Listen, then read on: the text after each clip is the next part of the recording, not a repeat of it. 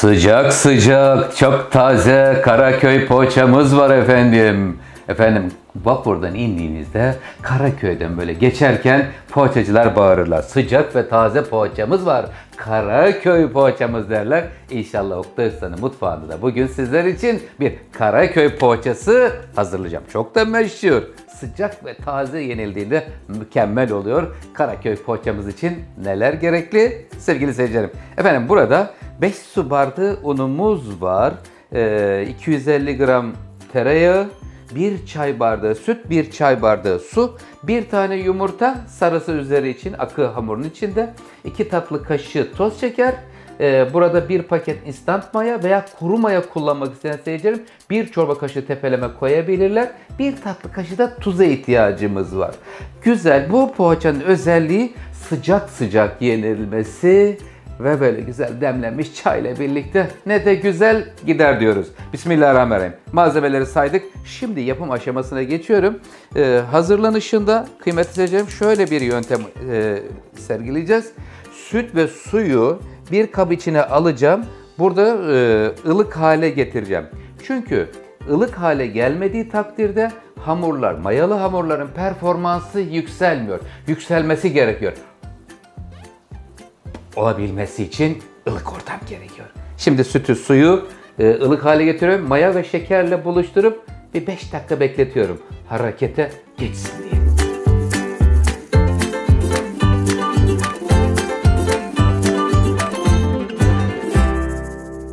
Süt ve suyu ikisini birleştirip bir kap içinde ılıktan biraz daha sıcak hale getirmişim.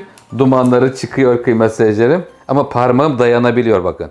Parmak dayanabilir sıcaklıkta olması çok önemli. Buraya şimdi 2 tatlı kaşığı toz şekeri veriyorum. Şeker, su, süt, maya hepsi birlikte karışacaklar. Sonra da unla buluşacaklar. Çünkü burada önemli olan ne yapıyoruz? Mayayı hareketlendirmek istiyoruz. Şimdi şekerini verdim. Şeker bir erisin. Erir misin canım? Sevgiyle buluşan bir karışım. Karaköy poğaçası. Oktay Usta'dan geliyor sizler için. 1 paket instant maya veya kuru maya. Yaş maya koyarsanız yarım paketten biraz fazla koymanızı tavsiye ederim. Şimdi burada güzelce şöyle mayayı eritiyorum. 5 dakika bekletiyorum. 5 dakikanın sonunda un, tuz, yumurta ve tereyağı sıvılar buluşuyorlar.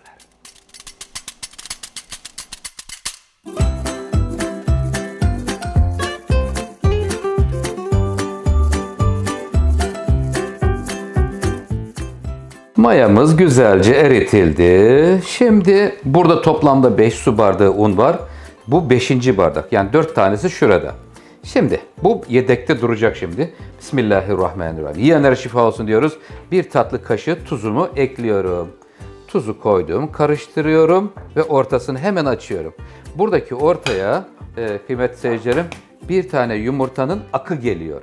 İsterseniz 2'ye de çıkarabilirsiniz burada yumurtayı. Ama bir tanesi yeterli. Maliyeti artırmayalım. Zaman tasarruf etme zamanı. Kıymetli seyircilerim. Bazı seyircilerimiz diyor ki Oktay Usta tereyağı çok pahalı diyorlar. Son derece haklısınız. Ama tereyağı da en lezzetlisi ve daha da önemlisi en sağlıklısı. Ondan dolayı tercih ediyorum. İnşallah herkesin evinde bereket olur. Herkes rahat rahat, gönül rahatlığıyla alması niyeti ve bu temenniyle devam ediyorum. Şimdi burada yumurtanın akı, tereyağı alındı. Süt ve su karışımı yapıyorum. Neden süt ve su karışımı yapıyorum? Performansı daha iyi oluyor. İsteyenler sırf sütle de hazırlayabilirler veya sırf su da olur. Ama bu bahsettiğim şekilde ikisinin karışımı neticesi çok iyi oluyor. Sevgiyle tereyağının üzerine su, süt, şeker ve maya karışımını aldım. Şimdi tüm sıvılar alındı ve ortadan şimdi sevgiyle dalıyoruz. Şurada tereyağı, yumurta akı, süt, su karışımı güzelce eritiliyor. Ortadan başlayıp böyle güzelce yağla sıvılar biraz böyle döndüre döndüre şu yöntemle un alıyoruz. Kulak memesi yumuşaklığında bir hamur elde ediyoruz sevgili seyircilerim. Eğer ki şuradaki 4 su bardağı un yeterli gelmezse 5. bardak burada yedekte bekliyor efendim.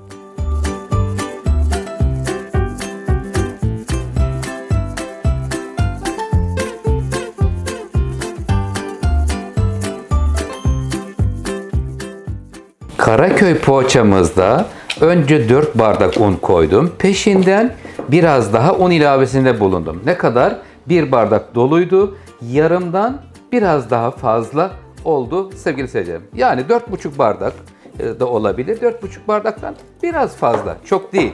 Kulak memesi yumuşaklığında bir hamur olmalı. Bakalım ne kadar yumuşak olmuş onu da şimdi görelim. Çok güzel oldu kıymetli seyircilerim. Subhanallah. Allah'ım ne güzel nimetler veriyorsun bize ya Rabbi. Evet, şimdi hamurun kıvamını göreceğiz. Gel bakalım canım, sevgiyle gel. Yiyenlere güzel şifa olsun inşallah. Besleyici, vitaminli, yumurtası, tereyağı, sütü içinde olan güzel bir hamur, mayalı bir hamur. Karaköy poğaçası hazırlıyorum. Bakın, tezgaha yapışmayan, kulak memesi yumuşaklığında bir hamur elde ettik. Hamurun güzelliğini görüyor musunuz? Yumuşacık ama biraz daha yoğrulmaya ihtiyacı var. Ne kadar güzel yoğrulursa o kadar iyidir. İsterseniz benim gibi elle ya da robotunuz varsa mutfak robotunuzda da yoğurabilirsiniz.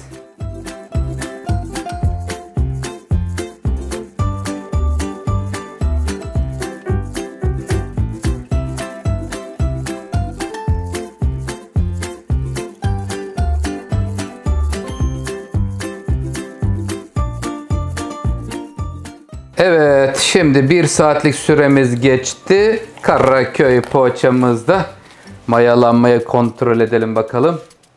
Çok güzel, yumuşacık bir hamur. Bu normal poğaçalar gibi böyle çok aşırı kabaran bir poğaça değildir kıymetli seyircilerim. Canım ne istiyorsun? Eksüre mi? Tamam, hemen veriyorum sana eksüre. Şimdi buradaki hamurun kıvamını görmek ister misiniz? Bak, çok yumuşak. Pamuk gibi, adeta ipek gibi akıyor. Gayet de güzel olmuş. Evet, şimdi burayı hemen 9'a böleceğim. 9 tane normaldir. Şimdi 9 parçaya böleceğim burayı. 4. Tamam. 8 olmuş ama bir tane aralardan çıkartırım. Evet sevgili seyircilerim, hemen bezelere şöyle ayıralım. Bakın, görüyor musunuz? Nasıl uzuyor, bak uzuyor. Hamuru görüyor musunuz? O kadar güzel ki. Müthiş bir tat bırakır yerken bu güzel hamur. Şimdi hemen şöyle bir bezelere böldükten sonra yuvarlayayım. Bakın, şunlar yan yana geldiği zaman biri büyük biri küçük. 9 parçaya bölüyor, güzelce yuvarlıyorum. Eşit parçalara bölüp ondan sonra da hemen böldükten sonra yağlı kağıt serilmiş fırın tepsisine alıyoruz. Karaköy poğaçamızı sevgili seyircilerim.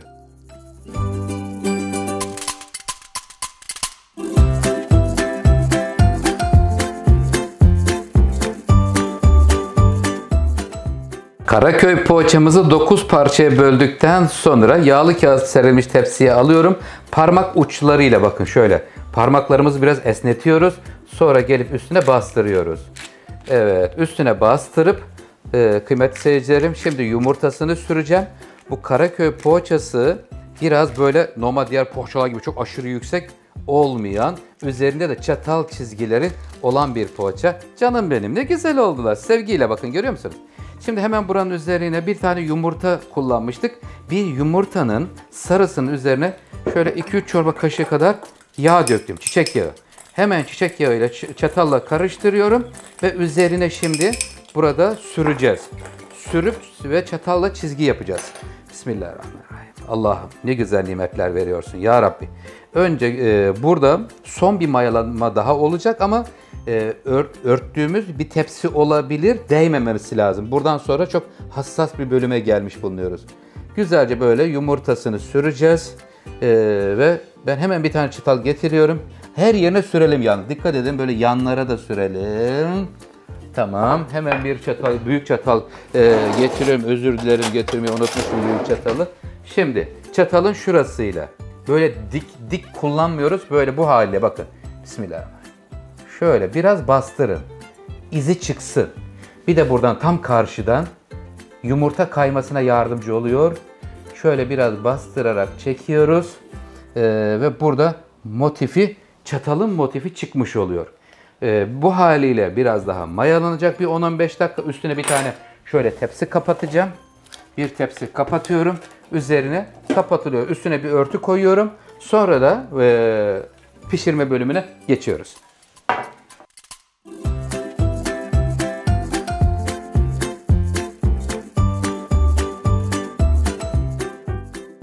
Karaköy poğaçamızı mayalandırdık. Evet, çatalla çizgisini yaptık. Ilık ortamda bekletelim. Mevsime göre değişkenlik gösterir. Kışın böyle mutfaktaki sıcak yerleri tercih edelim.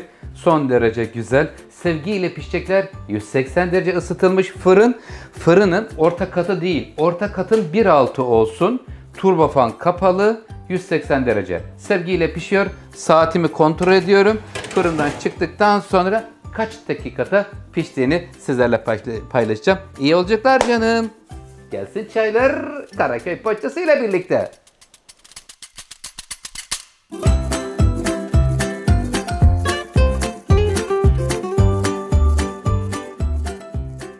Fırına gidiyorum. Karaköy poğaçamızı getiriyorum. Hemen saate bakıyorum. Şu anda 35 dakika oldu. 180 derece. Fırının bir orta katı, orta katın bir altı. Kıymetli seyircilerim, Karaköy poğaçalarımız fırından çıkıyor. Normal poğaçalardan Karaköy poğaçasının farkı, diğer poğaçalar çok yüksek kabarır ama Karaköy poğaçası çok aşırı kabarmaz. Güzelce pişmiş, müthiş bir lezzeti olan poğaçadır. Şimdi bir özelliği de bu poğaçanın fırından çıktıktan sonra tepsisinde soğutun. Hemen ayrı bir kaba alırsanız bu defa buharlaşma yapar ve terler. O dokusu bozulur. Tepsisinde bütün poğaçalarımızı mümkün mertebe soğutmaya çalışalım. Şimdi birazdan ben soğuduktan sonra servis bölümüne geçeceğim kıymetli seyircilerim.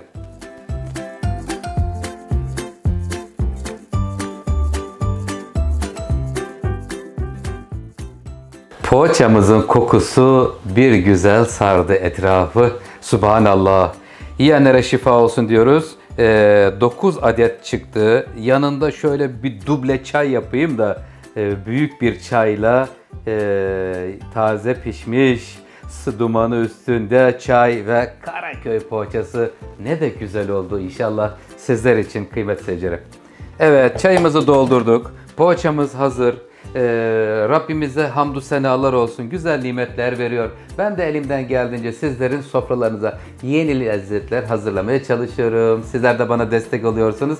Çok teşekkür ediyorum. Efendim, beğeni butonuna basmayı unutmayın. Bildirim zilini açarsanız en yeni lezzetlerden anında haberdar olursunuz. Sizleri çok seviyorum. Kendinize iyi bakın. Hoşça kalın. Sağlıklı kalın. Allah'a ısmarladık.